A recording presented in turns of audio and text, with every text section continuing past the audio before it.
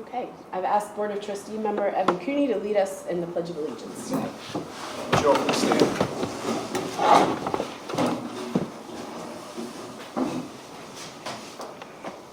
pledge allegiance to the flag of the United States of America and to the republic for which it stands, one nation, under God, indivisible, with liberty and justice for all.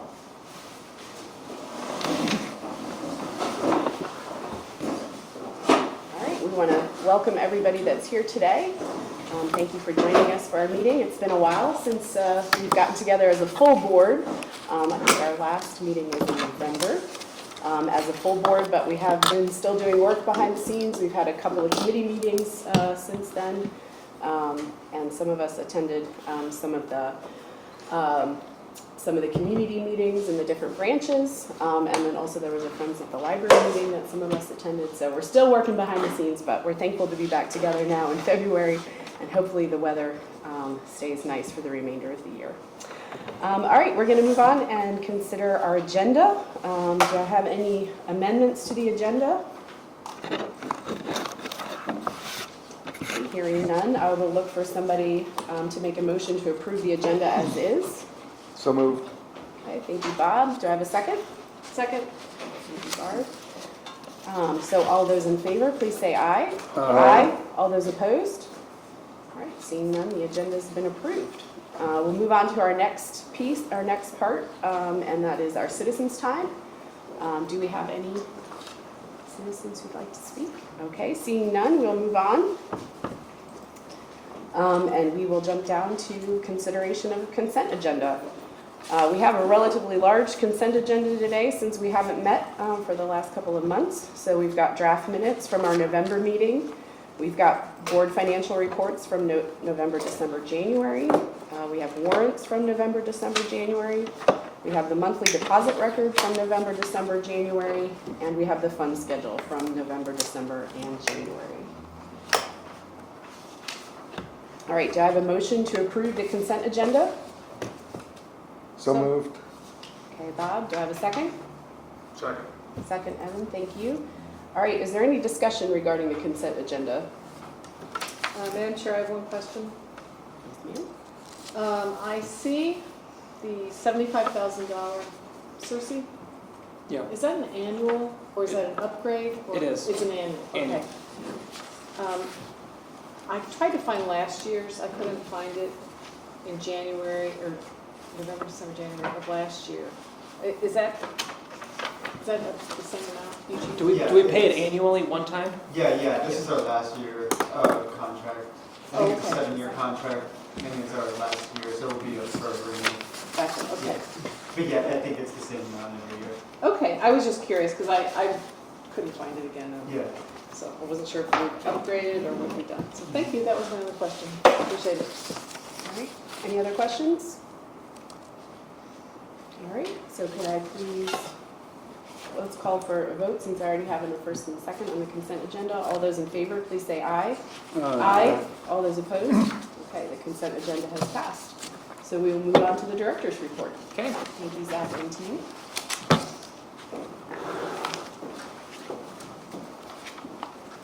Thank you all. I'd like to start my time today by recognizing a PRL staff member who's leaving. I'd like to announce that Jamie Stoops is leaving us. She's been here almost 20 years in various leadership roles. I want to acknowledge that starting in 2003, she started at Mechanicsville as the branch manager, moved her way up to supervisor librarian, then deputy director, and then acting director. I just want to thank you for all your time here, for everything you've done for us. You will be missed. She will be here the last meeting will be next month. She will be on leave after March 20th, and so we're going to miss you. So we've got 3 more weeks to take advantage of having Jamie here, and then she's off to new opportunities. So I just wanted to acknowledge that at the very beginning. Thank you. Thank you, Jamie. Yes. Really. Yeah, thank you.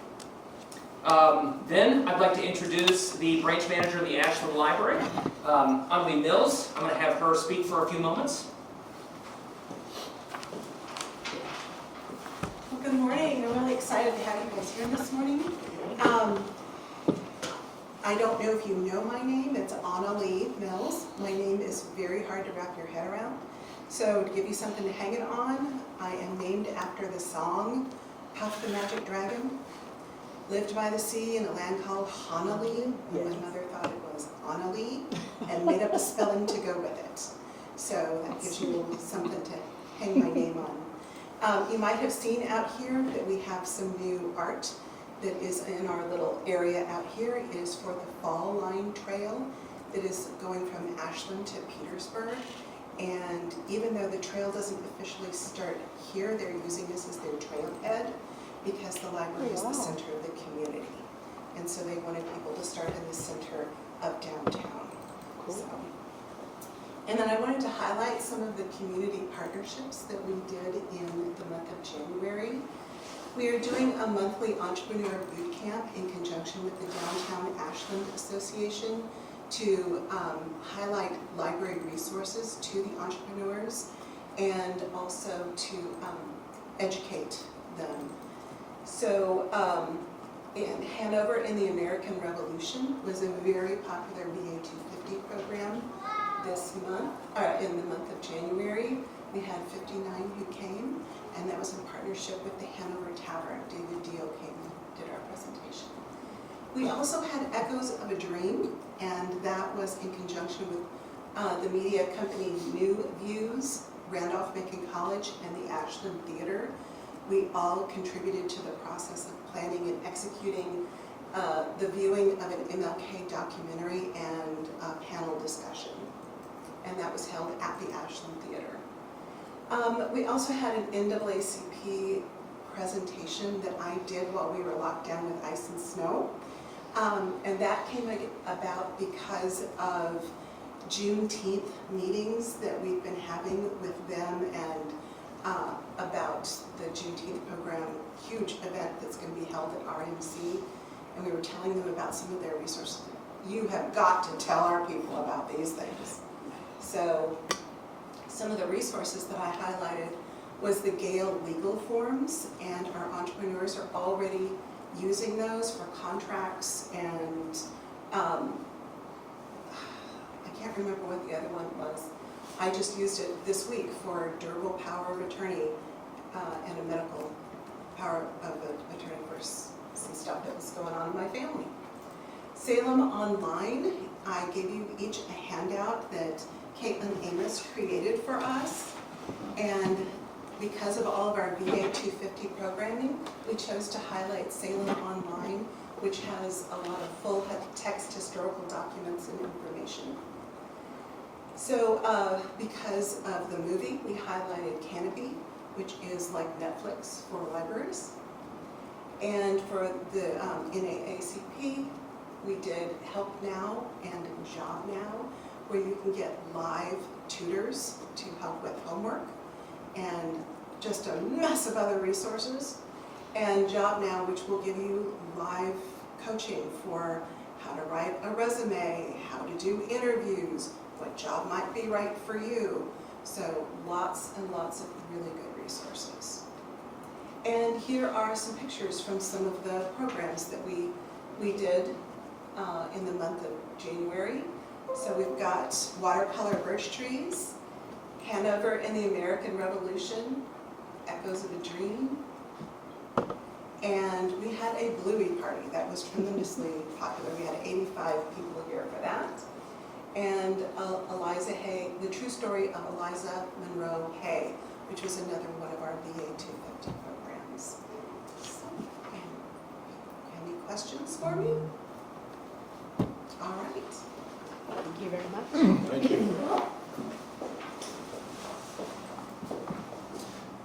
Next, I'd like to introduce our marketing specialist, and I'll let her tell you a little bit more about herself, but she has two roles here. She works at Ashland as a permanent associate, but she's also been helping inside administration to help us with a marketing push that we're beginning because of her marketing background. So I'll let her describe that a little bit and tell you what she's doing.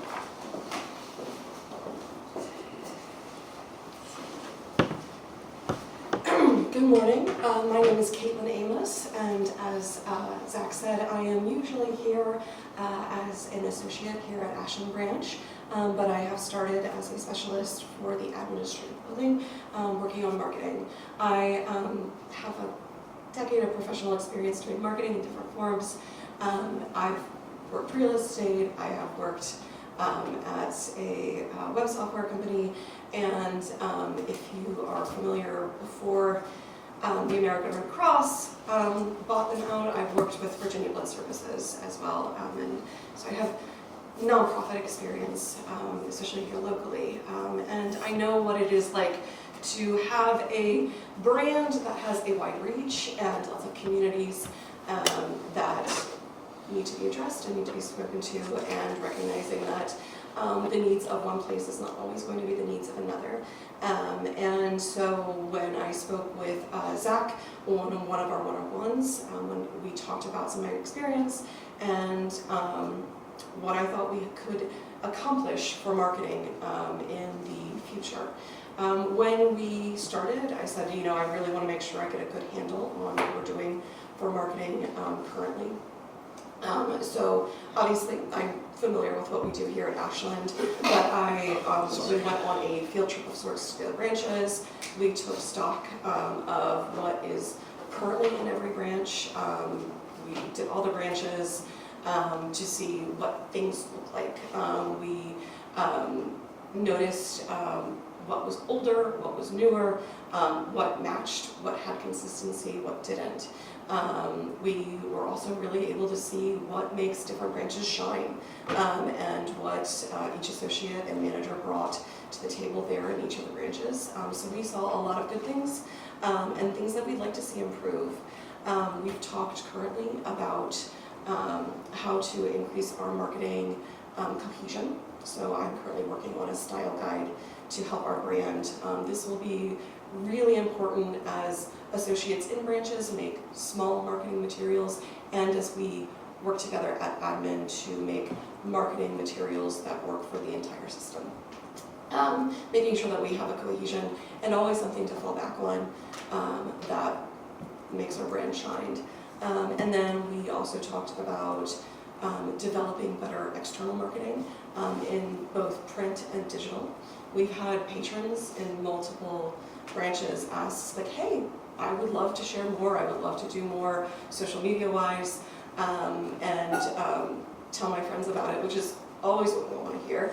Word of mouth is always going to be your best marketing tool, regardless of what else you have. And so the fact that our patrons are asking us, talking to us about this, is exciting. Again, like I said, we are at a great place, poised to really launch cohesion and external marketing strategies as well. And then the next big project is obviously summer reading program, and making sure that we have, which is what we have consistently done as a system-wide marketing approach, but helping that to make sure that it fits within the style guides that we're trying to make, and the programming that is currently available for summer reading program. Do you have any questions for me? I know I talk fast. Yeah. I have a question. Do you have any thoughts about our outreach program that's currently in development? Well, I have a few. I know that it is always going to be helpful to be in different parts of the community. Outreach and marketing would have a huge tie hand in hand, but I'm excited for any opportunity that we have to be further visible. I know we talked about the bands, we talked about being out there more. These are always going to be better opportunities to make sure that we have better brand recognition. It's great. I mean, we are one of the few places in the world where there is a designated government library sign. So there is some brand recognition, but we are a library, and for what we'd like to do, we'd like to build into, like, we are the Pamunkey Regional Library. You know, we are different from Henrico, we are different from Richmond City. We are different, and in a good way, in a way that has services and customer support that you can count on. And that's hopefully with the outreach, we can build into that, and hopefully by having that marketing component fit and have a good cohesiveness, that can build out into the community. And that's really what we like, because I don't know if you've seen some of the studies or if Zach's talked about it, but we've talked about how there is an increased need for not just literacy, but third spaces.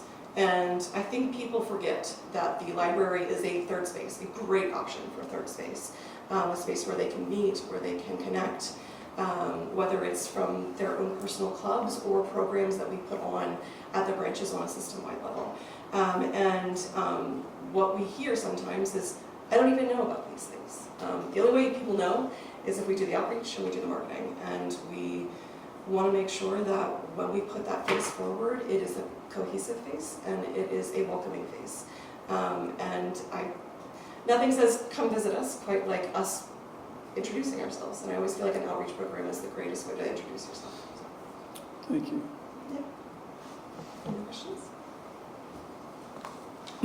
Thank you, Caitlin, and Well, thank you thank for you. being willing to use your skills Thank you. to help the system as a whole. I am very excited. So are we, thank you.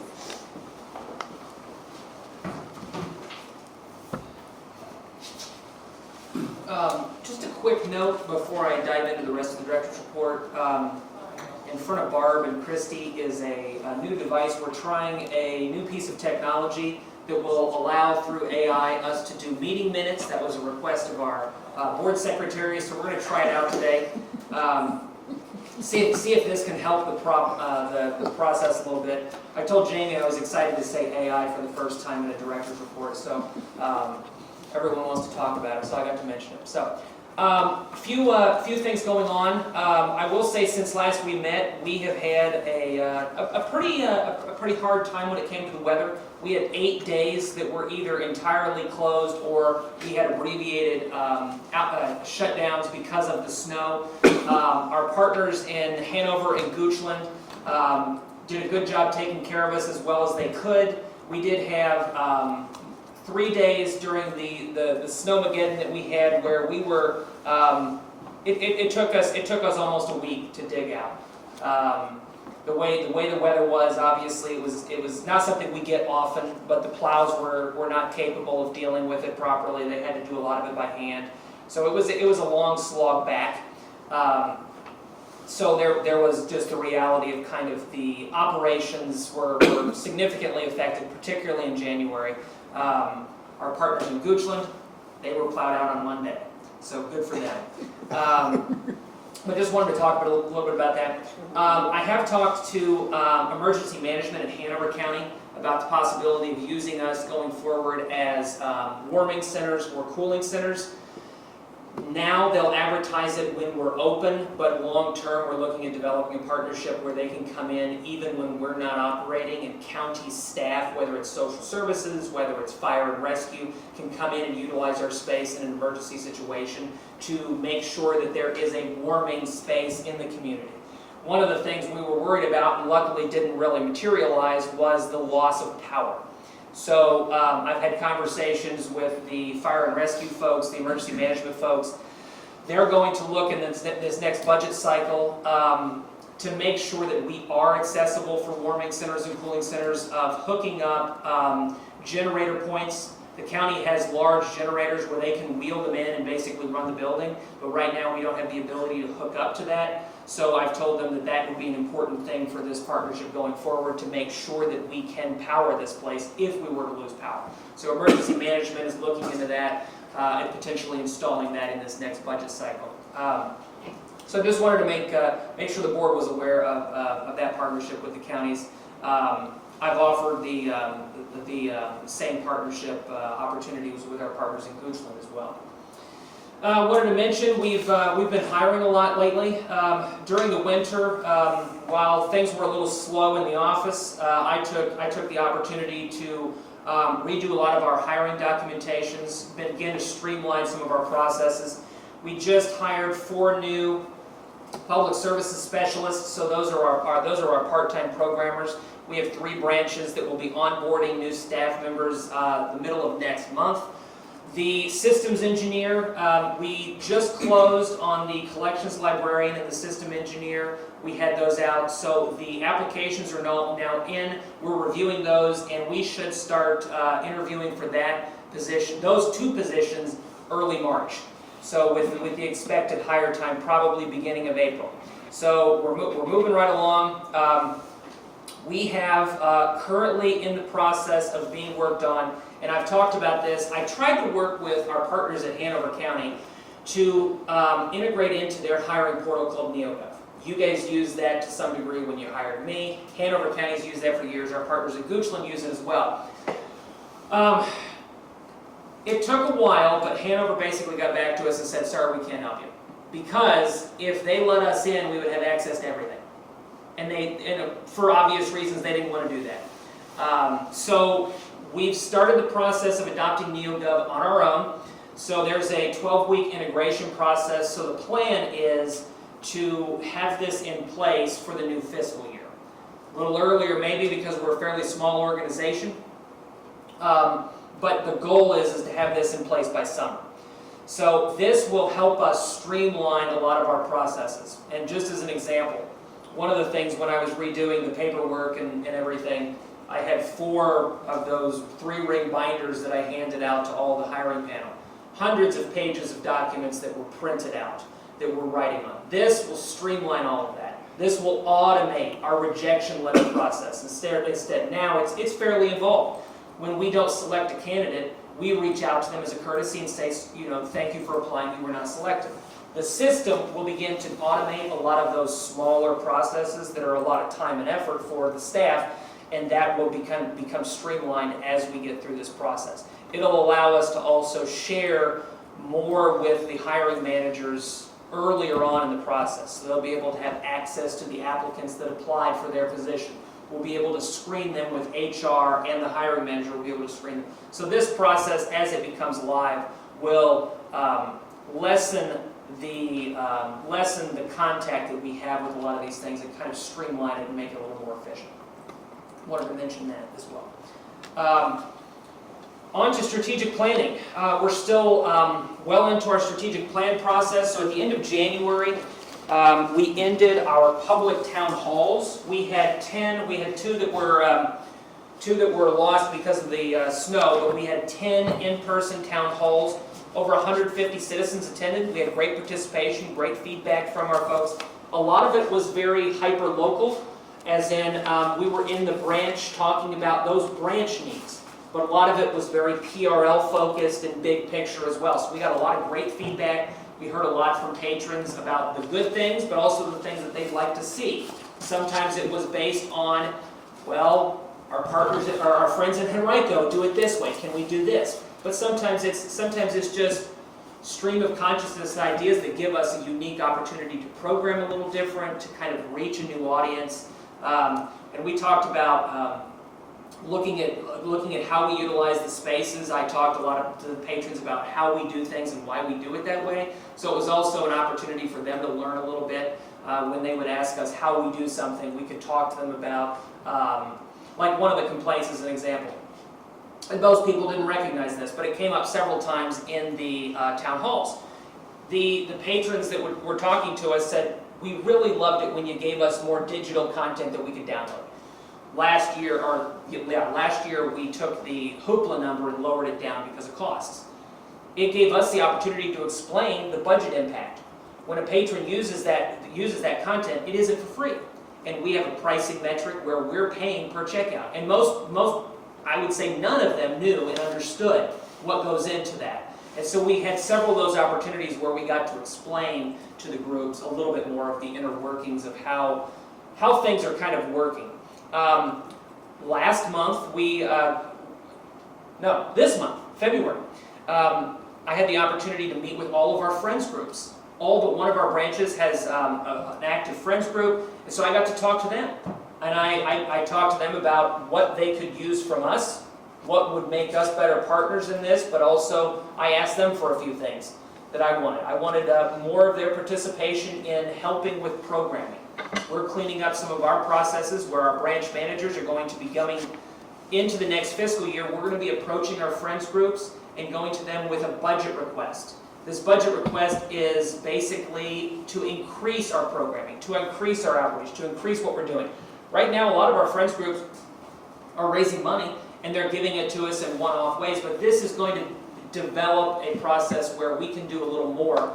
It's not taking away anything from PRL's perspective. We're still going to give the branches a budget. We're still going to pay for a lot of stuff. But this is to increase. And we want the Friends groups to participate in that increase. And they had a lot of great feedback as well. As of last week, we sent out, on the 20th, we sent out a system-wide survey to the public to engage with folks from the strategic plan. We're talking about the same topic areas that we talked about in person, and we're asking for their feedback. We're asking for how we do on all of our areas of opportunity, and then what could we do better? So we're asking for some measurables. We're trying to find out, do you think our spaces, what do you think about our spaces? Are they 5? Wonderful, change nothing? Are they 4, pretty good? Are they 3? So we kind of have a measurable in there as well, but then we're also soliciting their feedback to hear exactly what they want from our spaces. Common themes include more dedicated youth and teen areas, more spaces like this where they can have meetings or small group studies. Some of our branches have great spaces. Some of ours are we don't have a lot. So it's a lot of great feedback. So far, as of yesterday when I checked, we had over 1,000 completed surveys. So it's very exciting to be getting that feedback, and that will be open through the middle of March. So we look forward to hearing a little more from the patrons about what they want to see from us going forward into the future. Yes? May I ask a question real quick? Is it available on the website, the survey? Or It do you should have- be on the website. Okay, I got an email from the Goochland Friends group that they couldn't find it on the website, so I forwarded them mine, Okay. the link, to the whole group, but I didn't I'm know. watching our scroller now, and usually, so I'll tell you in a moment here. I did talk to our webmaster yesterday about this, and so it's possible it's not quite up yet, but Oh, okay. it will be. Okay. There are flyers in all the branches with the QR code to the link as well, and I know it should go on our social media, but without doing it live, but I will follow up and make sure Okay. it's on both of those places. Thank you. Any other questions on that? I'm currently also meeting with, and this will go through this next month as well, with the staff. One of the important things is to hear from staff what they want. Not only what they want and what could make their lives a little better working for PRL, but they're patrons too. They're citizens just like everyone else. So from their perspective, what could we be doing better? Their perspective is very unique because they're in this building all the time. So they're seeing problems that the public necessarily isn't seeing. Some of the feedback for this branch, as an example, from the staff meeting that I had last week, was right now the copy and printer services that we have here are so in demand that oftentimes they are bogged down, that there's a line to use the copy machine. The staff are using the same copy machine as the public, so sometimes staff are kind of setting things aside to let the patrons use it. So anyway, we're looking at problems like that just throughout the system, and we're going to try to find resources or solutions to help kind of ameliorate those problems as much as we can. But it gives the staff the opportunity to kind of give us a different perspective in this process as we move forward. So, and I'm also asking them, what do they hear as the challenge points that they're hearing from the public? So, for example, sometimes a patron might come in and say, you know what, I've read every large print book on your shelf. I need more. And that's just an example, but they're hearing that kind of feedback. So for me, it's important to kind of, and part of this process is to kind of talk to them about what the feedback they're hearing from their patrons. So all of this, over the next couple months as it continues to come in, will be used as the strategic plan. That it's going to develop into what is kind of the core and key of what we're looking to get. So it's still ongoing. It'll go through March, the meetings as well as the current survey, and then we're going to be able to work internally to kind of go through it, synthesize what's been said, find those themes, find those common challenge points where we can then begin to say, okay, this is our plan to work through these over the next 5 years. And the strategic plan process, a lot of folks, we'll develop the plan, and then it's a 5-year process. So it's not, when the board adopts the new strategic plan over the summer, it's not done there. It's really just beginning.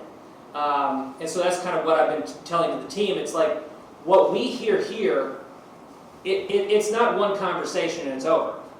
It's going to be a process where it's going to be 5 years, where we're going to set goals every year. So year 1, we lay out the goal. Then year 2, here's our progress on this goal area. So it's a constant move down the tracks to kind of improve and give us our vision and our goal place going forward.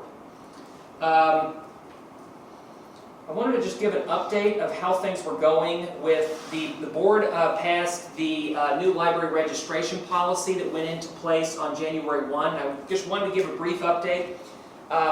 As of the middle of February, so in the first 6 weeks of the year, we had 19 residents purchase an out-of-area card.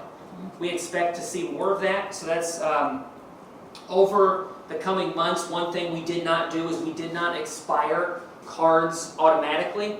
So as those cards of out-of-county residents roll off, we'll probably continue to see more of that.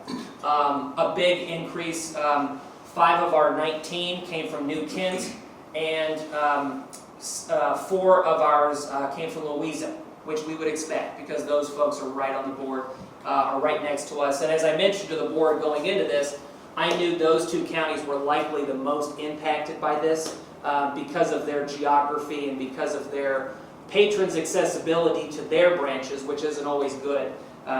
So I kind of expected those 2 would likely be. We had one that was from Pennsylvania, just as an example. And these are $40? Yes, so $720. So that's 6 weeks of the year. So, like I said, over time, I think once the embargo on King County, lifts, I would expect this to go up as well because they're not a reciprocal county anymore. So the reality is when we embargoed them, we embargoed over 3,000 patrons that were actively using our materials. And we're still seeing effects of them being embargoed because, our stats are still down year over year. That is taking out the branches, but the reality is if you're a King County resident that works right there, you might have came over here before, but now you can't. So as time goes on, I expect this number to probably go up at a higher clip than it is today. With the 3-year expirations, that comes on and then these people will continue to use us, but also when the embargo ends at the end of the year, that King William effect will probably be measurable as well. So we'll continue to watch this and I'll continue to report periodically on this number to you, but just wanted to kind of make you aware of how it was going. And we've officially lifted King and Queens. Correct. Okay. Yeah, so now they don't have any listed on this as a purchased. We didn't mark it to them, did we? Yeah. So it's something we could do. Depends on how you feel on that, but I don't They're know. so far out now that King William's not part of the system that Yeah. it's probably Yeah, too far. you're right. Any other questions on that from the board? I wanted to mention, it's been a significant period of time since we've met, and we've been working on some cost optimizations. We've signed a new contract with a new hotspot vendor. We mentioned this briefly, I think it was in September, where we were reviewing potential contracts. So we've ended up selecting a new vendor to provide us hotspot service.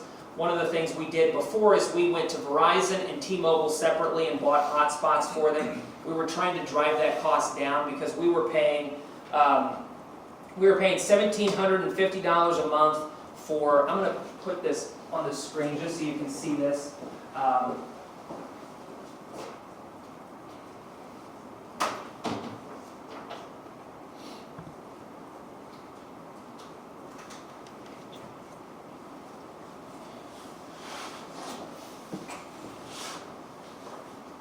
So you see our old numbers up at the top there. Verizon, we're currently spending $1,750 a month. T-Mobile, $800 a month. With the new Kajits, Kajits is a vendor, and we can run on Verizon, we can run on T-Mobile, and we can run on AT&T. So we increased our carriers by 1. So, and we're going to spend $1,350 a month for our services. We're basically keeping the same number of hotspots. So we're able to have an annual savings of $14,400 by making this switch and providing more service to our patrons. We're going with a new contract for internet services for our locations. Some of our branches, we were able to save some money, some we were not, but we're going to be able to save almost $3,000 a year by making these switches. Over the 3-year contract, $8,500. So there's some savings. We're looking at, we have our Adobe contracts are coming up for renewal. We're going to cut that number in half based on our usage in the system. A lot of our staff have licenses, but they're fairly expensive. So we're going to be able to save $3,300 a month in that. And then we redid some of our Envisionware contracts to cut that in half, seeing an annual savings of $13,490. So over the last several months, not all of this savings is currently in effect. For example, the hotspots, we will realize that savings coming up in the coming months, as well as Adobe, for an example, as well as our internet. But over the next fiscal year, we've found $34,102 of savings that we can bring out of our existing contracts. We're going to continue to do these type of things going forward. Barb, you mentioned the ILS contract that comes up for renewal this year. Everything that's coming up for renewal, we're sharpening our pencils and make sure we're providing a great service, but also getting the best value. So this will be an ongoing effort going forward, but I just wanted to make the board aware we're looking at those areas where we can improve our service, but also save some money. Safety. We're currently in the process. In 2018, we had hardware installed to give us security for our buildings, camera security, DVR access. We are currently working on upgrading the hardware. We're going to upgrade the DVR features right now. To use the camera, we have to come on site. We have to get the downloads out of the device. It's just antiquated. So we're looking at upgrading all of our hardware to give us better camera footage as well for safety and security. But we're also looking at potentially adding in some additional spaces that are areas where we want to have visibility inside of our buildings, but we currently do not.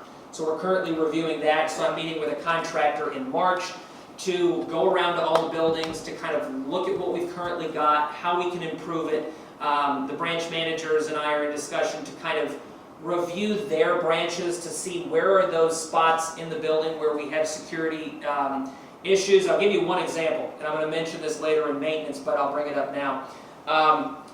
A couple weeks ago, we had at the Montpelier Library a patron back into the book drop and destroy it at the branch. Because of the, there is no exterior camera on that building. So now we're finding this out. There was originally planning, but the parks didn't do it. So I'm working with the parks to put in cameras on the exterior of that building, but we're re-envisioning our spaces. So there are some vulnerabilities that we're trying to lessen over time. I will just mention, because I just brought it up, so the Montpelier book drop is being replaced. You will see in future months, the patron, we got lucky. They drove away. We didn't get them on camera, but the patron came back and said, I didn't realize how much damage I did until later. So we got lucky. The insurance is going to cut us a check for a new book drop there. So you will see that in future budgets, because it's almost $8,000 coming in. So, but we got lucky that there was an honest patron out there, because otherwise we would have been on the hook for that. We did replace the book drop as well at Goochland, which was in bad shape and no longer functional. The Hanover Library, the work on the ramp is starting March 1st. So we will, that is starting on a Sunday. They're going to try to demo the old ramp in the first day or two, minimizing any effect on the branch's operations. We don't expect there to be any, except for the noise that's involved in kind of ripping it all out. So I've been working with our partners at Hanover to make sure that goes through. Next week I'm going to go over to the courthouse and pick out, they got brick samples in, so I'm going to go pick out the aesthetics. We did some of that last week. So the ramp that goes in is going to look pretty substantially similar to what's there, but it's going to be a lot better. It's going to be a composite Trex instead of a concrete. So it's going to visually look similar, but it's going to be, it's going to last the rest of our lives, which is great. Technology upgrades. So since last we met, we've been working hard to develop a strategy and begin implementing some of our long-needed technology upgrades. Hanover branch, Montpelier branch, and Mechanicsville have all had a refresh of their public computers. So those computers that the public comes in to utilize, those have all been refreshed. There's a few that at Mechanicsville we're probably going to, we've gotten most of them done. We'll probably order a few more because they think that they're probably a little under what they need. So we're going to review that and probably buy them a few more to go in. Our library servers, Ace informed me this morning that they should be delivered today. So right now our library servers are 13 years old and they are causing problems for some of our hardware, some of our technology. They crash a lot. So with the new servers installed over the next coming weeks, we will be able to relaunch our our mobile printing service, which we had to discontinue several months ago because we couldn't get it to work with our current systems. And we couldn't run an update because our server capacity just was not there on our current device. So this will allow us to have better technology going forward, but also add in some of those services like mobile printing that we had to discontinue because our technology was pretty poor. Chris is out, our systems engineer is out this week, beginning to install new computers for all of our staff areas that interact with the public. So we have 17 service desk computers that are getting refreshed in the coming weeks. Right now, a lot of our devices are slow. They'll oftentimes be a challenge for when you're dealing with a patron and you're trying to get something and it just freezes on you. Or it's providing less than optimal customer service. A lot of our devices are very old. So we're starting with the staff side. I'll mention this briefly here, but we're going to talk a little bit about it in our budget revisions. We're moving more money into this because we'd like to do more of this over the coming weeks. So in our budget request, we'll talk a little bit about more money moving into technology so that we can do more of this. So for example, refreshing our back of the house computers. So those computers that they're using in the workrooms to do their work are currently not being refreshed in this cycle, so we're going to do that next round. So I wanted to mention that all of those public-facing staff computers are going to be refreshed as well in the coming weeks. We are currently looking at 2 different vendors for replacing our self-check machines that we currently have. These are old. The current vendor that we use no longer supports them as of the summer, so we'll no longer be able to run updates on them. But honestly, from what I hear about the history of these devices, they were lemons from the start. So we're looking at upgrading. We did price out new ones. They're very expensive. They're about $15,000 a piece. So I'm exploring other options to allow us to do something similar, maybe in a different way.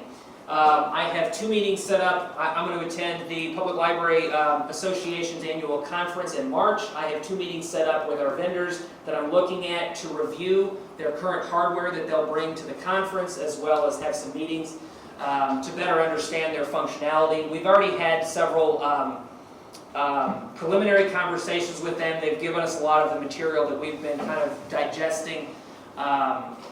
What capabilities they'll allow us to do, switching the technology, but we're looking at replacing all of those. And then finally on technologies, our website refresh is currently on schedule for April. We will have some new functionality with our website.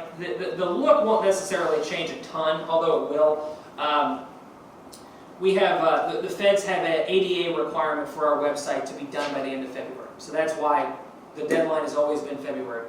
But we're going to have new functionality too as well. The patron will be able to pay for fines and fees that they cannot currently do. You have to go into the library to pay for that. So they'll be able to do that, as well as some other little features that will be now available once the refresh is done for the website.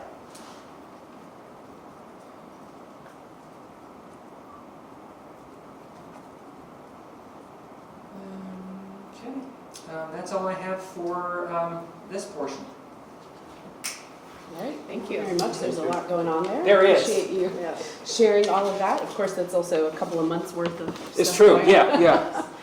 So I just want to take a moment to address your announcement of Jamie's resignation. I know she's busy at the moment, so maybe I should come back. But anyway, I just wanted, on behalf of the board, to thank you, Jamie, for all of the time that you've spent with PRL and all of the influence that you've had in the system. Also especially thankful for you stepping up into the acting director role in that period after we had the resignation and filling the gap. So we really appreciate you and know that you've got great things ahead of you. So please continue to come back and see us, and we'll look forward to see you in March too. So, all right, are there any other questions from the board for Zach from his report? I do have one quick question. Sure. Not knowing, if we have a generator, the cost of a generator, or if we provide the heating and cooling for the public on off hours, will the counties pick up the additional costs? Well, there is, and I don't know exactly the answer. What I will say is, in an emergency situation, oftentimes it opens up state and Fed money that we can tap into. So for example, this and you know, we have somebody in the room here that could talk more about that than I could. But I will say it's possible, but I don't know definitively the answer. My view is it's one of those things, it's almost a goodwill gesture, even if we had to eat the additional of run, because we still have the heat on in the evening. So the amount is probably fairly negligible when you look at it, as an aggregate of the whole year. So, as a goodwill gesture, do we, pay for the additional lighting? I mean, to me, it'd be hard to find out the answer of what it actually cost us, like the increase in the cost. Right. We could probably work with our utility vendors, but I'm not 100% sure that would be. And staff? The county. Okay. With staff. Okay. So during the day, during our operations, we're here, and I talk to them about, we could always, if there was a situation where there were several families in here, we would invite them to our programs and kind of do what we do to anybody else. Mm-hmm. But overnight, it would be something where maybe they would have a member of the fire and EMS team or the social services team. They, during this last winter storm, they were staffing some churches in the area. And county staff were kind of on site 24/7 at those facilities that they advertised as warming centers. So it would be a similar function. It would just be at a place where is accessible to the community, and they're already, the advantage too from the county's perspective is they already manage our buildings. They already deal with our lots, so they don't have to go. For example, they had to go to the churches that they were going to use as warming centers and make sure they were plowed out, so they don't have to double dip. They can say, we're going to come here, we already have to clear it anyway, because that's part of their responsibility. So we're going to come here, we're going to clear it, and we're going to open it up on a Sunday, as an example, with county staff. And we have the ability in the buildings to kind of cordon off. So if we don't want them accessing the library, for example, but we want to set them in here so they can have food delivered and water and stuff like that, we could cordon them off. That was my question. Yeah, so they would have access to the bathrooms and the facilities, but not the whole run of the place. Yeah. Okay. Thank you. Yep. I had just a question. Just curious how many applicants you've had for system engineer and collection. Have you gotten a good amount? Probably give or take 15 to 20 for each of them. Okay. We got over 60 for the part-time programmers, so we got a good amount. We did send out an email, and I think what helped us, to be honest, we sent out an email advertising our roles, and a few of our full-time roles we put up on the Virginia Library Association's job board. Mm-hmm. So I think both of those helped us a lot. We have some very good applicants for both of those roles. I just started reviewing them yesterday, so not totally there, but we have people in the exact same position as we're hiring for that are looking to come work for us for whatever reason. So it's exciting that we'll be able to bring in folks with some experience from day one, if that's who the selected candidates are. But we're glad to have a good pool. Yeah. Okay, great. And then another question I had is, with you guys transitioning to NeoGov, are there any costs to that besides the time? There are. Okay. There are. So we will pay $4,000 a year for that tool. Okay. Yeah. And then you said it's like a 12-week like introduction? Yeah, Okay. right now, every week on Mondays at 2 o'clock, I have my regularly scheduled meeting where I have these projects that I have to work on through the week, and it's just kind of like getting us through the phases. Okay. So we're going to end up, inputting all of our information, and it's a long list of things. I used NeoGov for years from the hiring manager side in Prince William, so I got that side of it. But what we're kind of building out now is the HR side. So it'll be a good experience to learn it from that end as well, from my perspective. But so the goal is probably, and we'll probably hire the deputy director position first with that one because of the timeline. So that's kind of my goal right now. Yeah. Okay. Any other questions for Zach? All right, then we will move on to legal counsel updates. Mr. Walter? Morning, Madam Chair, members of the board. I actually don't have any updates, just two quick, one general update. I do work, part of my responsibilities with the county is I'm a legislative liaison, so I keep track of bills and resolutions that are happening downtown. There have been a few that deal with schools and issues with materials at schools, but I haven't seen any legislation that directly impacts the library this year.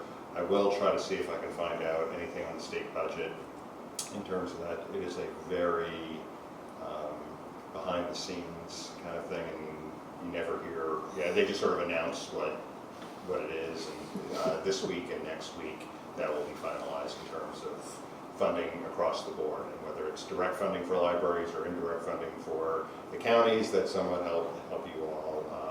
Certainly, if there's something that I think you all should know, I will make sure that happens. Just the general reminder, if there are any legal topics or issues that you'd like me to present at a future meeting, just let me know. If you ever have any individual questions, you can always just shoot me an email, and I'm happy to respond. But otherwise, I'm here to answer any questions today. Great, thank you. Any questions from the board for Mr. Walter? All right, thank you. Okay, we'll move on to our standing committee reports. So we've got the Financial Committee. Financial Committee met on January 14th.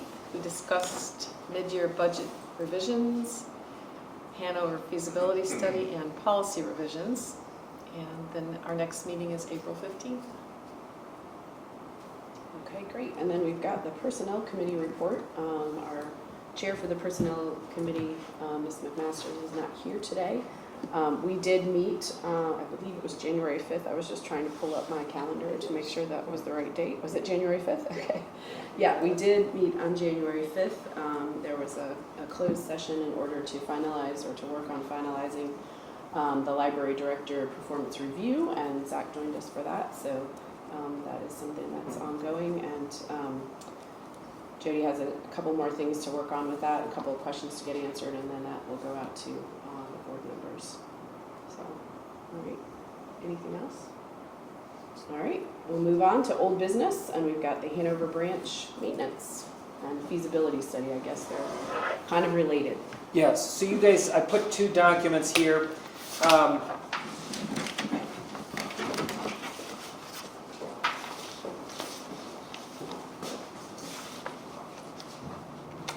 So I've mentioned before some of the ongoing maintenance issues at the Hanover branch. I worked with our partners at Hanover County. They brought in some outside contractors to do some testing for us. Because of the age of the building, they were concerned about the potential of asbestos tiles in the basement downstairs. So we have now, that's this big one here. There was a third-party company that came in, did testing for us, and they did discover that there is asbestos tiles in the basement, as well as some in the vinyl floor tiles in some of the rooms downstairs. Now, the rooms downstairs are not publicly accessible, and they're not used. Historically, there's been many uses for that space over the years, but really because of the water damage that has been done over the last many years, it has been a space where nothing except old, broken storage items are there. So right now, there's not necessarily an effect of this result, but I just wanted to make the board aware of it. What we're going to do going forward is we're going to work with this contractor in Hanover County to remediate the space. The first thing they have to do is basically come in, clean it up, because right now there's a lot of storage materials down there. We have old boxes of just junk that we're going to need to get hauled out. Then they're going to have to remediate the asbestos, bring in the contractors to do that, and then we're going to work to clean it up for the mold, the water damage that's been done over the last many years. So those projects are going to be ongoing. One thing that I did talk to my counterpart in the General Services Department is they're going to, if the board sees fit to approve the feasibility study in the budget revision today, then we will begin working forward to do all of these things in somewhat of a simultaneous way. So we'll begin to, Hanover County will deal with the asbestos remediation, the cleaning it up from the perspective of getting it, the mold situation taken care of, and then we will have contractors in from an architectural firm to do the feasibility study for the library going forward. The feasibility study is not necessarily just focused on the basement, of course, it's focused on the whole building, but we're going to try to do all three simultaneously to lessen the impact on the staff. I've already talked to the staff, and depending on the advice of our partners at Hanover County, we'll probably pull the staff out of there temporarily while the work is being done to clean up the mold and the asbestos. Whether that's send them to other locations, we'll see. We'll see how that goes. To me, it probably depends on some level of how long they're going to be. If this is a week, then it's a very different conversation than if it's a month. So we'll see how things go, but I kind of wanted to mention the findings with the asbestos as well as the mold remediation plan. That is what you'll see in here. It goes into some depth that I won't talk about here, but I did want to just acknowledge that is happening behind the scenes with our partners at Hanover County. Yes? Is there an ultimate plan to use that basement space once it is cleared up? I think so, yes. Now, can I give you the exact details of what that will look like? No. But right now, and I'm going to talk a little bit about this later because I just found out something exciting I wanted to share with the board. The upstairs will probably become a local history and genealogy space. So what would go downstairs is more of a staff-focused area. One thing that I think would be valuable for the system to have long-term, and there's space for it, is a planer printer where we could print marketing materials in-house and we don't have to send out for them. They're big. They're the size of that table. Right now, we don't have a branch that could accommodate that kind of thing. So if we had the planer printer down there as an example, if we had staff break room space down there, once it's cleaned up, it's good usable space. We just don't have right now a need for it because most of that stuff is upstairs and it just has been neglected for so long. So to answer your question, yes, but I don't have all the details. And the reason for all this water damage, has that been determined exactly where that was coming from? Wasn't there an external problem, a drainage problem that they had to fix? There's several problems. One of the things that this is going to help us with, and talking to Dana, right now they have the money for the asbestos remediation and the mold cleanup. That's not an issue. But the actual fixes, they need to go make the argument for, which the feasibility study is going to help us with, because there's foundation issues, there's grading issues. So if you look on the outside of the building, you can see it as clear as day. But the water just... It runs right into the sides. Yeah. So, I mean, is there any point in remediating before that is fixed? Well, it needs to be remediated because it's to the point now where it's bad enough that we can't just leave it. No, I agree. But you're saying like to prevent it from happening again. Right. Yeah. I mean, we're going to go ahead and remediate mold and such, but all you need is one good rain. You're right. It's going to drain and it's going to happen all over again. So You're right. Doesn't it make sense to kind of do them in tandem? Yes. To kind of chime in, you have previously talked about doing Yeah, I some... mean, that money needs to be found because just, we gotta do this in a really smart way. I agree. To Yeah. dovetail on what Barb said, you had talked previously about doing some outdoor remediation with the landscaping, Yes. whether it be rock or inclines or whatever, to have the water running away from the building Yep. and off the building versus sinking into the foundation and undermining the basement area and all that. Yes, 100%. And I know that, you all know that, Hanover County knows that, but it's finding the money. There's money for several of these things, but if we're gonna be fixing the outside, if we're gonna be fixing the foundation damage, there are spots in the brick that you could stick your hand in between the mortar, down on the And, ground. and this is Hanover's Yeah. expense. Correct, it's their building, Okay, it's their building. their building. Okay. And it's fairly expensive. Is there any idea how much that would cost to No. remediate? Not yet. Okay. Is this building a historical building It that is. needs to be addressed as a historical building? Yes. All right. And so- part of the complication of this project is anything on the courthouse complex has to go through the architectural review board. Right.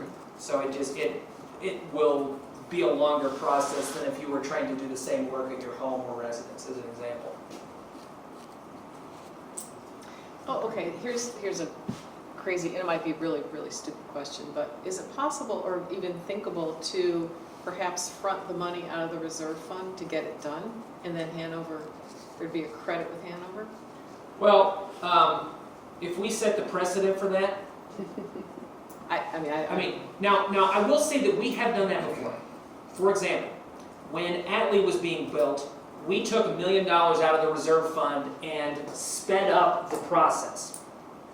Because we basically, we paid for the architect and some other things out of that $1 million to get the ball rolling faster. Because Hanover was going to be a little slower than we would have liked. And it's not impossible, but part of my perspective is, listen,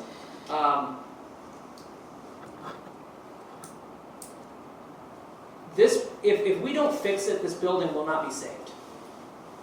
If we don't address the problems, and we need to deal with it. I completely agree with that. Yeah. I just don't want to remediate mold 2, 3, No, I- 4 times. I Because know. it'll I mean, I get it.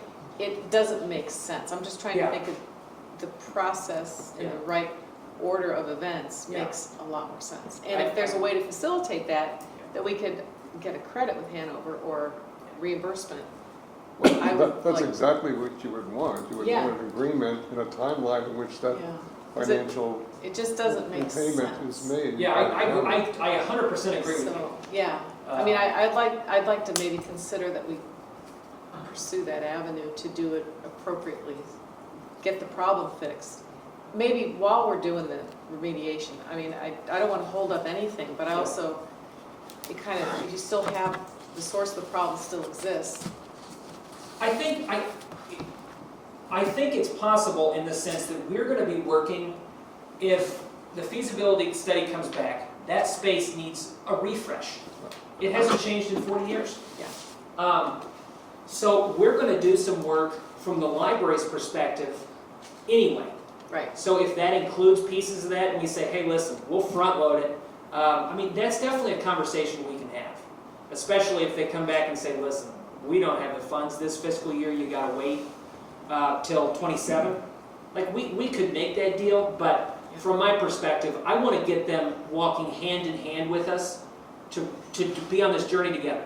Okay, we're gonna refresh the library, we're gonna invest, significant money into making this a community asset. We want you to help us while we're closing the library for renovation to do the exterior of the building, to redo the grading, to do the gutters, the other problems that are leading to this so that it does not happen again.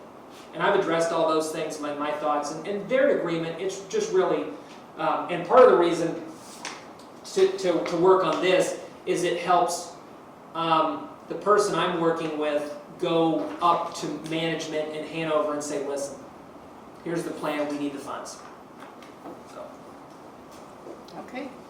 And Thank so you. we're going to address that feasibility study cost when we talk about budget. Correct, correct. I just wanted to bring it up because it obviously ties right into maintenance as something we'll be considering. Any other questions on that?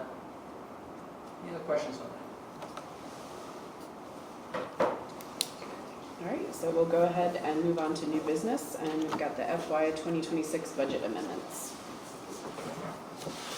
So that's our current fiscal year that we're in.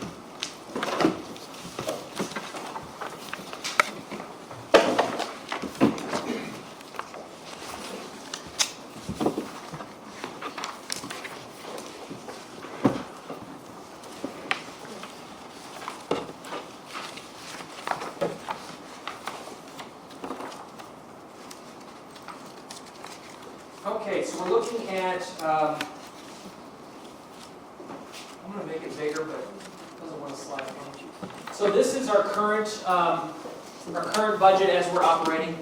As we talked about in the financial committee, there's some big number changes, but the numbers aren't as big as it looks like. So there's two line items I kind of wanted to address briefly. The donated services. You'll see on our original budget that we passed, there was 0 there. Our donated services in the budget amendment is $692,885. That is coming from our partners at Hanover County, basically the financial value of the services they provide. So the HR functions, the maintenance functions, other things. So that is the big piece. The other big, and you'll see the differentiation here in the numbers. You'll see our state aid went up in our original projection. We had $506,000 for state aid. In the amended budget, that went up by $25,000. You'll see the $692,000. The 65 under other is our investment income. It's been higher than our projection, so we're increasing our investment income there. So for a total change of $783,000 from the original budget. The areas that we're looking at revising the budget are contractual and equipment, our insurances went up some, our supplies, vehicle maintenance, and then utilities as well. You'll see the big changes in contractual and equipment. If you flip your page, you will see some of the explanation of what those are for. So under contractual, we're going to put the Hanover feasibility study, and that's where that's the $23,180, and then our increase in professional services, increasing that up. Then under equipment, you see aging technology. We're setting aside $10,000 additional for that, as well as $7,400 for branch furniture and fixtures, small capital outlay, and then large capital outlay, branch furniture and fixtures. That's $20,000.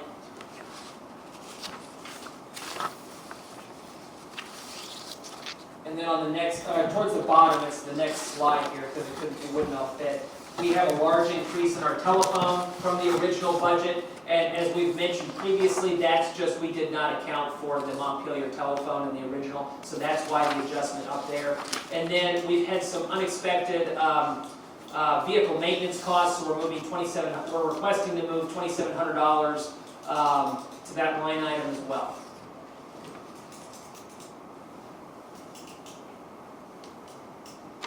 You'll see on this final screen here, just a little bit of a better visual. This is looking at the differences between the original budget and what it would be with the amended budget. So these are the line items that you see the difference on the income side, and then these are where the adjustments will be made on the outgo side. The adding of donated services in, is that just a best practice that we haven't done before that we need to change? We always do that, but do we always do that with a revision? Yeah, I guess, because I think it just started getting added to the budget in the last, like last fiscal year, Yeah, or maybe a last couple fiscal more. year. Uh-huh. Okay. And it's, yeah, we don't get the document that kind of finalizes what our donated services until like, almost like early October. Yeah, we Last just got it document. in the fall, so it's well after our budget process. Yeah, so we could use like last year's number if we wanted to, but it's kind of like a zero sum thing. I think is why we've always just added it afterwards. Okay. So basically, the increases that you're asking for under expenses are covered by the amended amounts under income, except for the feasibility study. Is that correct? Correct. The feasibility study is coming from the reserve fund allocation, so you'll see that number go up from the 164 up to the 187. And then the rest is coming from interest income. Okay. And that 164 was rent for the administrative building this year and extra books and materials for the year? Yes. Okay. Yeah.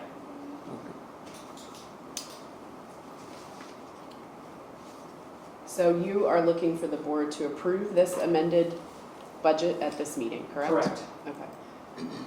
Does anyone have any questions? Okay, then I'm looking for a motion to approve this amended fiscal year 26 budget. So moved.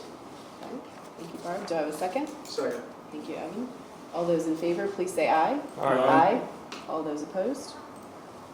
Okay, passes, and with that, also approval for the feasibility study to go forward.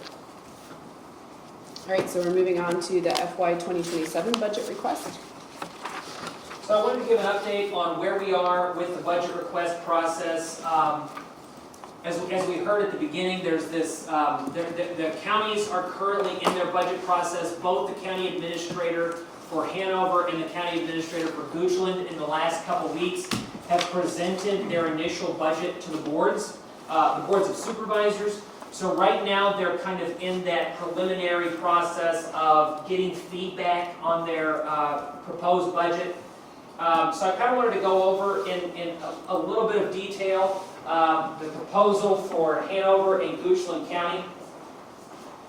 The Hanover County has proposed to increase us. Our original budget, you'll recall, included additional staffing requests for outreach and HR. Those are not included. There's no additional funds for staff included. There's no additional funds for books or materials. There is the administration rent based on the signed regional agreement, so that the Hanover County budget proposes to increase us up by that, as well as give staff the 3% merit increase, as well as cover the 12% increase in our health insurance, and to give us the operational expense increases that we requested in our budget. So it gives us a lot of what we want, but not everything. Our partners at Goochland County have proposed flat funding for fiscal 27. What flat funding basically means is they want to give us the exact same amount as this fiscal year. So the $363,000. We're going to go into that in a little bit detail here. One of the things that they listed is there was a lot of conversation with the county administrators on requests that were not funded. So for example, Hanover County had 101 different staff requests from their various departments, and they only filled 3 out of all, and we're 2 of those. So a lot of things that they're saying no to. Come in here. We have the fire outside, so. So anyway, so they will begin working on this now behind the scenes, but I just wanted to kind of let you know that with Hanover County, their proposal is to. Okay, this is interesting. Is our building burning? I don't. Maybe fire, it may be rescue. I think I saw an ambulance. Yeah, the Okay. ambulance was We'll pulled up monitor. too, yeah. They always bring a fire truck too, but.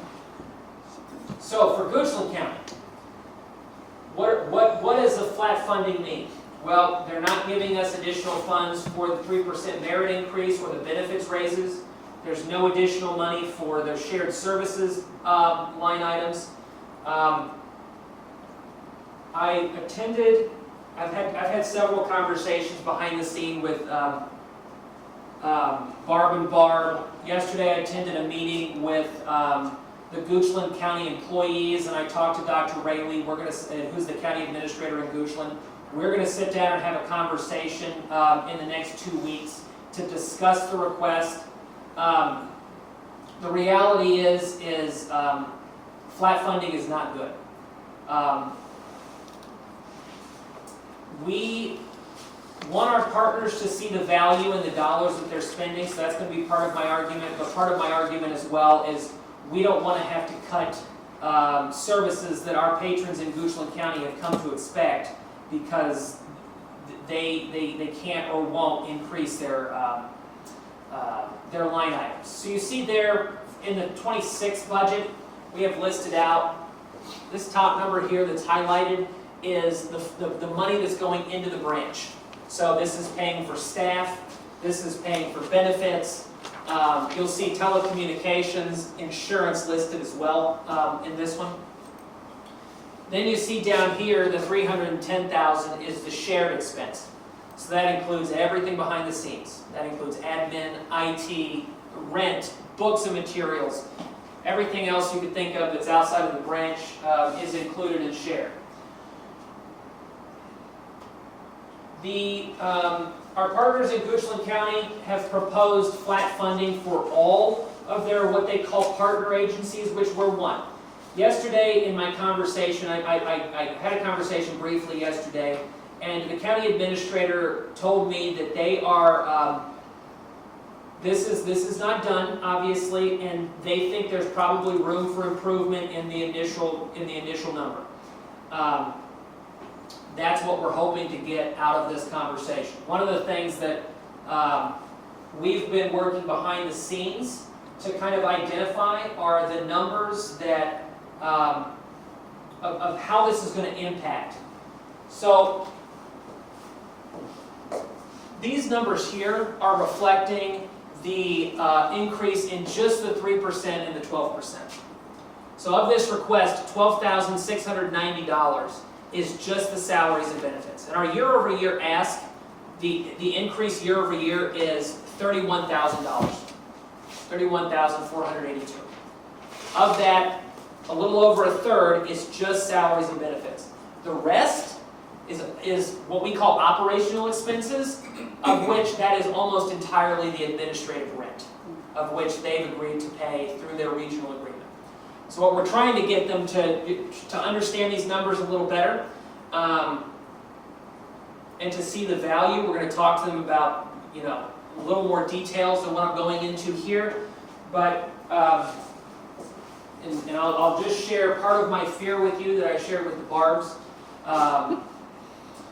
The reality is in talking last year through the budget process with our partners in Hanover, is they already see that they carry a significant chunk of the weight, particularly from the shared expenses. They see 82% of that is funded from Hanover County. And the division head of finance and the budget manager and others basically said, we're already doing too much to subsidize effectively. That's not exactly their words, but that's basically their meaning.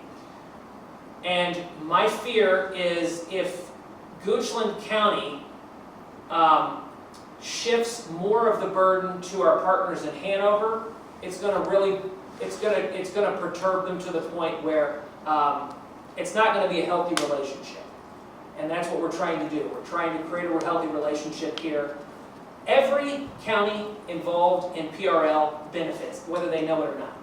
And the reality, the big one, that I relay to the county folks, and they understand this to some degree, but they don't understand the numbers. The state of Virginia, with state aid, effectively subsidizes regional systems on a 2-to-1 scale. And I talked to my liaison at the Library of Virginia. And if Hanover County and Goochland County separated, that would be about $300,000 to $350,000 less in money coming from the state of Virginia into the coffers to run the libraries. So the counties would have to pick up that bill. They don't want to pick up that bill. So the reality is we have synergies and things that, you know, we don't want them to make the wrong decision for the long term. So, and Dr. Rayleigh admitted yesterday, he said, we want to make a decision for the long term, and we don't want to make short-term hasty decisions here that could damage things in the long term. So in the coming weeks, I'm going to be working on that. This is not ideal. Our attention is going to be focused on this a lot over the month of March as we're in this budget process, and we're going to be meeting behind the scenes with our partners. Right now, I'm more optimistic today than I was last week about the potential of this changing, the flat funding changing, and I hope to give more information in the March meeting on this that is more positive. But I just kind of wanted to let you know that this is going on behind the scenes, these conversations, and there is some risk if Goochland does continue to go down the flat funding road. Because what will happen is, to make up the difference, services could be impacted.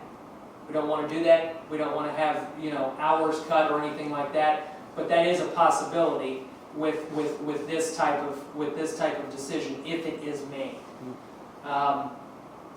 Any questions on the budget process, where we stand as of this moment?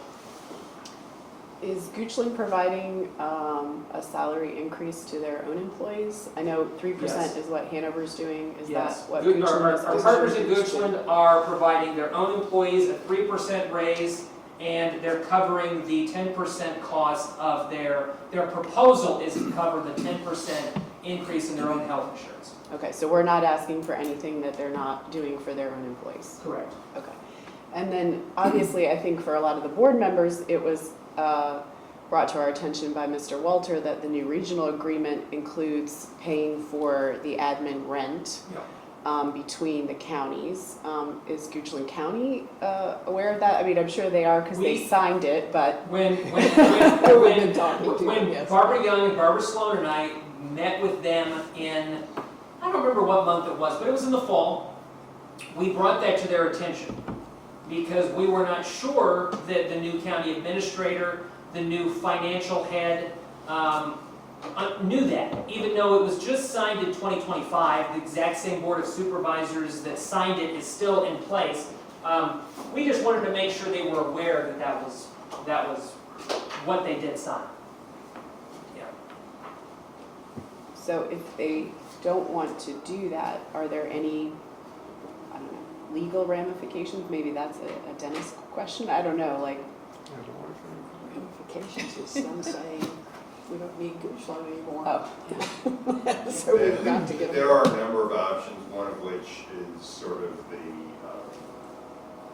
call it the less harmonious one, which is to try to say you have to pay this and have Hanover be involved in, this board be involved in some sort of, call it adversarial type of approach. The other option is you all take that money out of operations. We're not gonna do that. Doesn't make sense. Okay. There's some problems where Doesn't make money sense. is, We went through this argument. it is the issue, Right, and this is the other one of them. counties. I mean, this is salaries I and thought they were benefits, smarter and just than each other. operations. These are not bills that Come on. that you can find efficiencies for. Well, Yep. I strongly feel that we can figure out a way to make this happen without any acrimony. agree. I'm absolutely This certain does not make because, sense. We're having some conversations. yeah. Yeah, I agree, and you know, credit to you too. You know, That's right. you guys have been knocking on doors for me as well. This is Well, what we they're help getting promote- paid for. Yes, yeah, paid the big bucks. High salary. Yeah. No, I do agree. I feel like I'm an optimistic person by nature, so to give you my bias there, but I'm optimistic that this will be solved amicably. There are other strings we can pull that are a little less friendly. One thing I've talked behind the scenes about is we could potentially do a marketing blitz to our Goochland residents, emailing them saying this is what's happening. Please advocate, call your supervisor. Now, I will tell you, if I was a supervisor and started getting 100 emails and calls, I'd be peeved. So that's not strategy 1 or even 2. But there are other levers we can pull down the road if it doesn't look like we're going in the right direction, that we can try to put some pressure. Because the reality is, the Board of Supervisors is going to be the one that approves this budget. Right. And they are receptive to their citizens. They will take the phone calls, they will take the text messages, they will hear. And so if they push for the additional funding because their residents are hearing about the potential consequences of this, and Goochland is a good partner, so we don't want to change anything. We don't want to have to cut services or hours or anything like that. So, yeah, good. I am optimistic. If I may, so under state code, there's a process that's set up for consideration and adoption of budgets. While both county administrators have introduced their recommended budgets, both boards need to hold public hearings on those and then adopt them at least 1 week later. I know Hanover has their budget public hearing scheduled for April 1st, and the proposed adoption of Hanover's budget is April 8th. Looking online very quickly, it looks like Goochland has its public hearing scheduled for April 7th. They're going to adopt their tax rate the following week, but they do not have their budget adoption scheduled until May 5th. So what I would suggest is you all have another meeting before the public hearing, and so this may be something you want to discuss as to whether or not, depending upon what the ongoing discussions are, whether you want to designate, request folks to go at those budget public hearings and just raise those concerns. It's not necessarily adversarial, but if it's sort of there's a gap that still needs to be there, to just come out and say, Goochland, board, here's where we are, Hanover, we understand, you've gone this far, we've got this issue with Goochland, and we're trying to figure that out. We just ask that you not reduce not make that, our situation more challenging, but that's something that you all will have another opportunity before the formal part. As Mr. Podesky always says, and I'm sure the Goochland County Administrator does as well, public hearing isn't the only time that you all can reach out to your representatives, your elected officials, to let them know your concerns. So you certainly, between now and then, if you see them, as I was saying, if you see them in Food Line or something like that, just sort of have the friendly conversation and just say, are you aware of this? And sometimes those go just as far as taking a more formal stance. Well, I think the Friends groups would be very receptive to participating in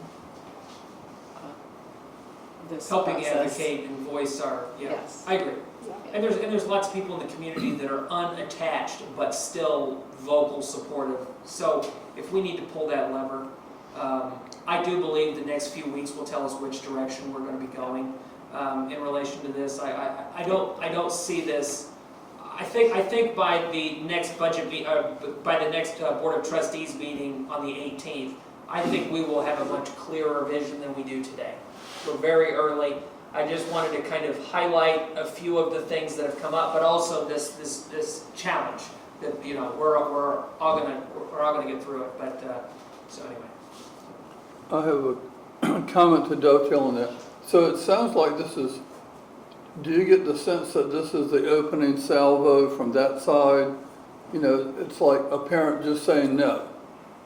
The child keeps coming back. In listening to both the county administrators, I think their new favorite word is no. Yeah. They've had to say no to everybody in their own units as well. They both went into great length about all the things that they wanted to do, but they could not.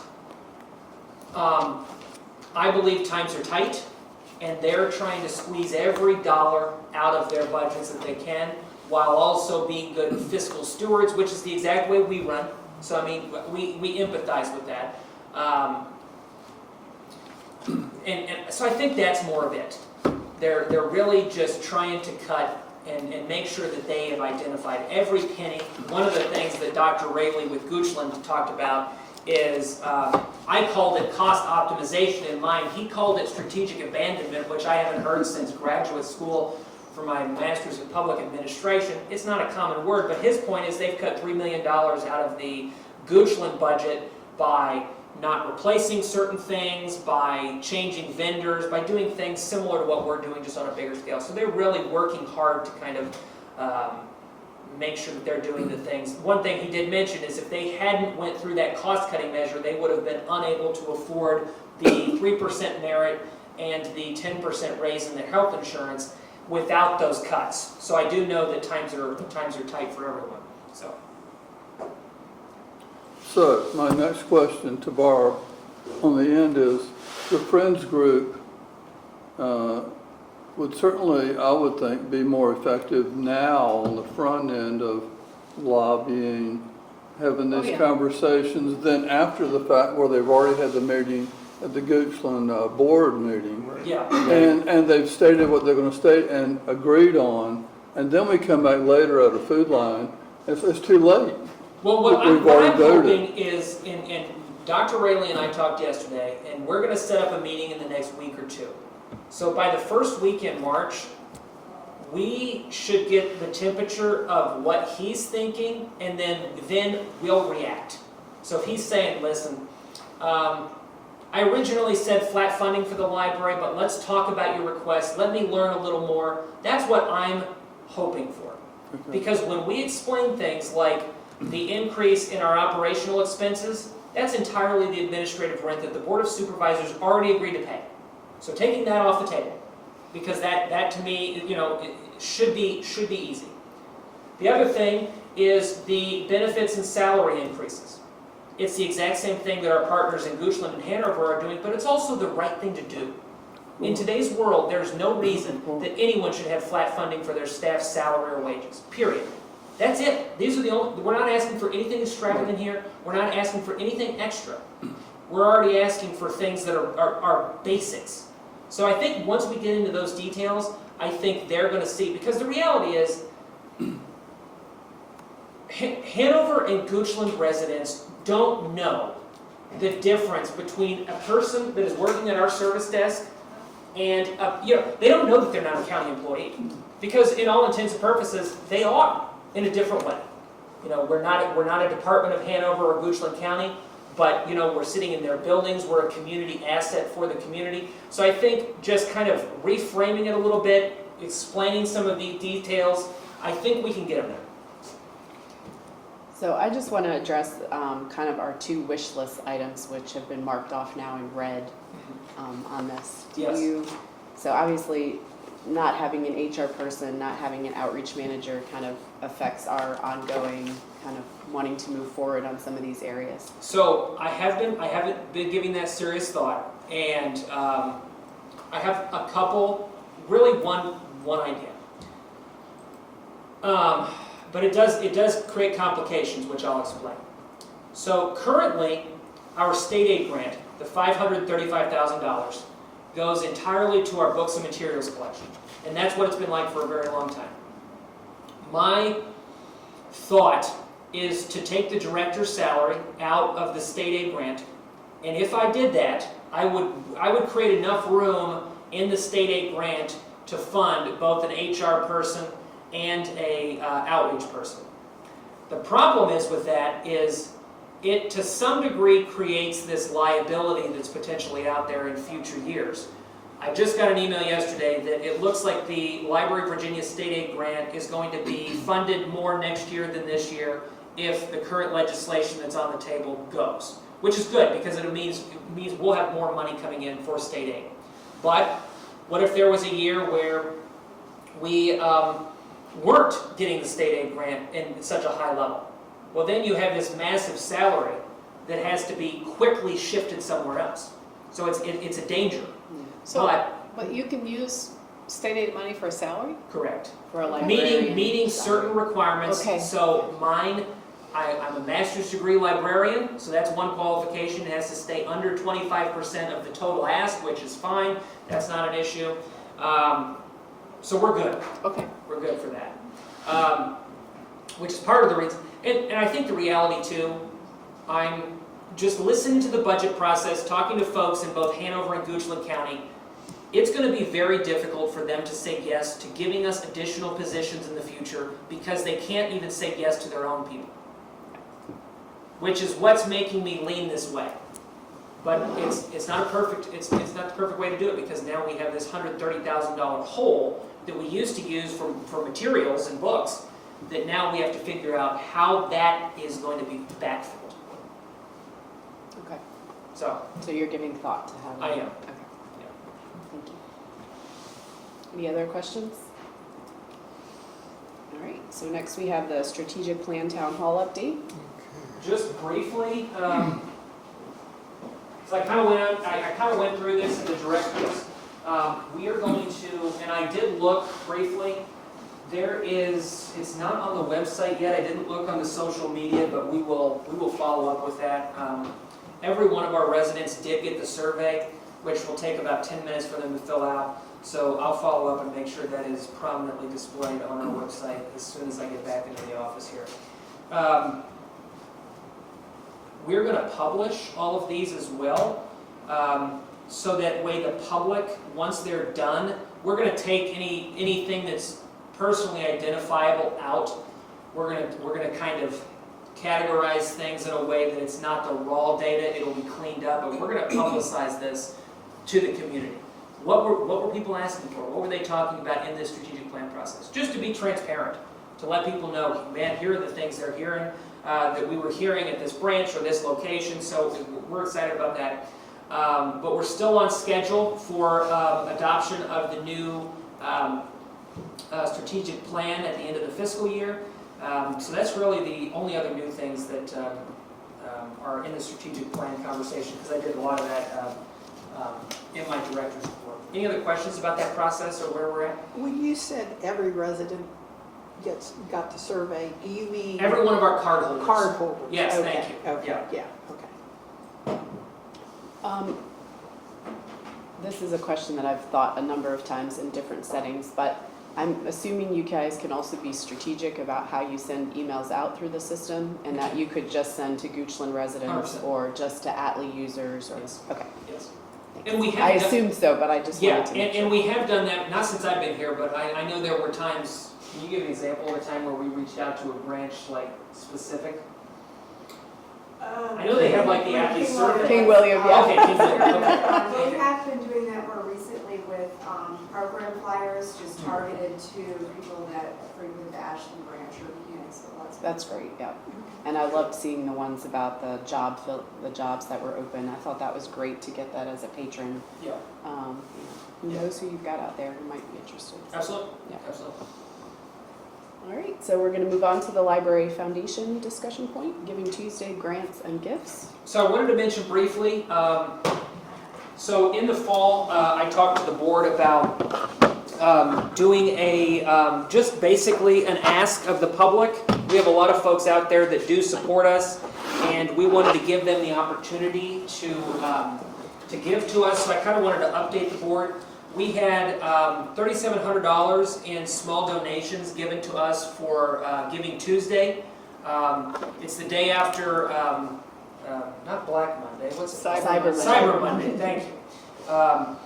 And so we're really touched and appreciated by the generosity that folks. A lot of them just walked into the branch and handed a 20 over and said, "This is I saw this email." So it is a good indictment that the community is supportive even in little ways. And simply asking the question produced a great result, especially for our first year. A couple challenges we ran into, which is part of the foundation conversation, but I'll start. We didn't have a way for them to pay, they can only pay with cash or check. So in 2026, we're working on solving that problem. We had several patrons reach out because we listed our contact information on there. Basically, we said, we were asking and they said, "I'd love to give, but you don't make it easy." So we're working on that because it is something we're working on behind the scenes. Like I mentioned earlier, the website refresh, simply being able to pay fines or fees through the website will be a game changer as well. So we're working through those technology issues to improve it so that for next year when we do it again, we hope to continue to get great participation.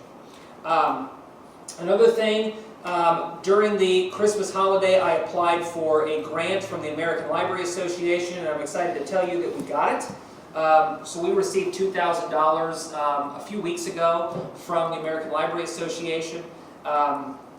So that kind of thing dovetails into a conversation about a library foundation. One of the challenges that I've run into as I'm looking for grants and other funding opportunities, and we heard this to some degree during the Giving Tuesday event as well. There are people that would love to give to us, but because we're not a nonprofit, they don't get to take a deduction. There are certain grants that we cannot apply for because we're not a nonprofit. So, other libraries do this as well, and what I wanted to do is just kind of hear the board's view and give basically an up or down whether you thought it was worth exploring. I don't want to go down this rabbit hole and spend a bunch of time and then we don't really want it at the end. So I thought I would get the board to say whether it's worth an exploration of it. But basically, a lot of libraries have a non-profit foundation, similar to our libraries having friends groups. Our friends are all non-profits. They can raise money.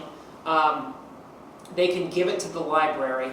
And right now, we don't have an entity that is PRL focused. We have branch-based nonprofits, but they're really dedicated to the branch. So the Ashland Friends, we could beg them to take a larger donation and then funnel it to us, but it's not a guarantee. So the creation of a foundation would allow us to strategically ask for money, receive grant funding that is dedicated to PRL, opportunities from corporations or individuals to give to us and to give to our nonprofit. So there are a lot of libraries that do this. Most of them are bigger. I haven't found any smaller ones, and we're not small, but we're kind of mid-size. I haven't found any that are quite our size that are doing it, but any of the big libraries in Virginia you can think of, they all have foundations. The downside, this is a separate entity, like the Friends groups. We're all in the same mission, but they have their own boards. They have their own, individuals that are sitting on them. I've never seen a case where you kind of lose control of the foundation, but there is the downside of we are not necessarily in charge of them. So that's, to me, the risk. My thought to ameliorate that is the charter would include the library director as a board member of the foundation, and the trustees would have a board member. Is that even legal? I have no idea. That's the exploration process. So that's I'm telling you that because it's possible that that's a downside. Yeah. I've never heard of a case where the foundation goes squirrely and goes totally off the rails on what we want, but it is hypothetically possible. So I just kind of wanted to basically lay it out. It is an opportunity for us. It could potentially be able to benefit us when we go out and we ask for funds from corporations or from individuals that want to give to a library. And the whole purpose of this is so that the giver, it's tax deductible for the donation. Okay. Okay. So are there libraries that are nonprofits? Yes, ton. Okay, a ton. So does that mean they're not supported by their local jurisdictions? No, it does. They usually are, just the way that they've structured them. Virginia, it's not as common, but like the state of Pennsylvania, I'll give you a news story. The State Department passport services are common in libraries. Yeah. A lot of libraries do that. We do not. The State Department just made a ruling that said nonprofit libraries can no longer do passport services. You have to be government, or like us, a political subdivision. The Virginia Library Association put out with the ALA a response and said that there are almost 100,000 nonprofit public libraries, so a huge chunk. States of Pennsylvania, they're almost exclusively nonprofit. The only one I know of, well, there's a couple. The one that I know of in Warren County is the Samuels Public Library, and it's the oldest in the state of Virginia. That's why I know that one. So they're definitely out there. They're definitely out there. But they do get funding from the governments. It's just it's a similar. It's like a regional agreement similar to ours in the sense that their county just hands a check over to the public library. Yeah. Well, speaking for myself, I would like to voice my support of you exploring this option. I think it's a fantastic way to allocate the resources of the citizens here who want to give over to the libraries, and it'll create an efficient avenue for them to do so. And as you said, I mean, I don't know a whole lot about, admittedly, I don't know a lot about what happens when you develop these nonprofits on the side, but I wouldn't imagine that they're going to start building their own buildings and, Yeah, you know, create their own library system. Yeah. I think it'll be fine.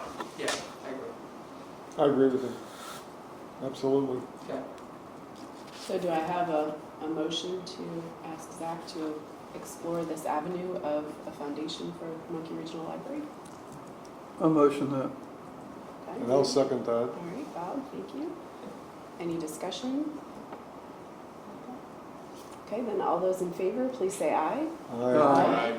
All those opposed? All right. Okay. I'll begin, Please go explore. I'll begin exploring, and I'll periodically update you on how it's going and all that. So. Yeah, I'm sure you'll be in touch with Mr. Walter too in case there are any 100%. issues there. So. Thank you. Okay, so now we've moved on to other business. Does anybody have any other business to address at this time? Okay, seeing none, I will look for a motion to adjourn. So moved.